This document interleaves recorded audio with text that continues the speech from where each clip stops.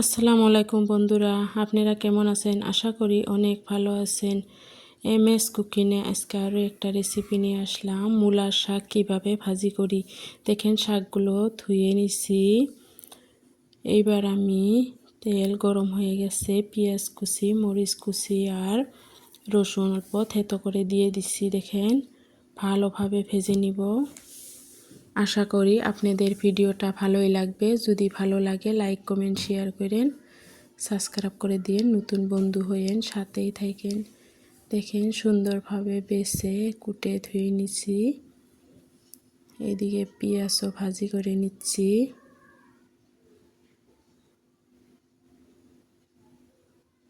স্বাদ মতো লবণ দিয়ে দিলাম। এগুলা দিয়েই আমি শাকটা ভাজি করব। আপনারা মূলার শাক কীভাবে ভাজি করেন জানি না, আমরা এইভাবেই ভাজি। ঘরোয়াভাবে শাক ভাজার রেসিপি। দেখেন আমার এগুলা ভাজা হয়ে গেছে। এবার শাকটা দিয়ে দিব। মূলোর শাকগুলো দিয়ে দিচ্ছি। দেখেন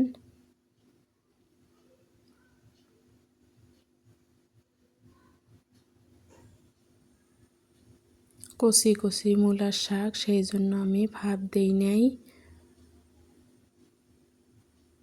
ভাপ দিয়ে পানিটা ফালাইয়া দিতে হয় যদি শাকটা কচি না হয়। এটা কচি শাক, এটার পানিটা ফালাইয়া দিলাম না।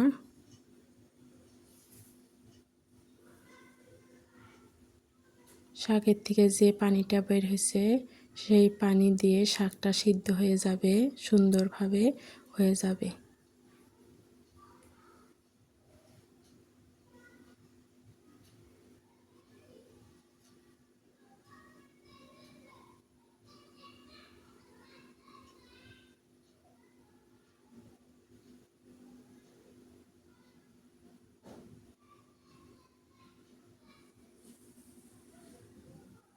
অতি সহজে এই শাকটা ভাজি করে নেওয়া যায়। দেখেন কি সুন্দরভাবে আমার শাক ভাজাটা হয়ে গেল। এবার নামিয়ে নিব। দেখেন কত সুন্দর হয়েছে। আপনারা ভালো থাকবেন, সুস্থ থাকবেন। পরবর্তী ভিডিওতে দেখা হবে। আল্লাহ হাফেজ।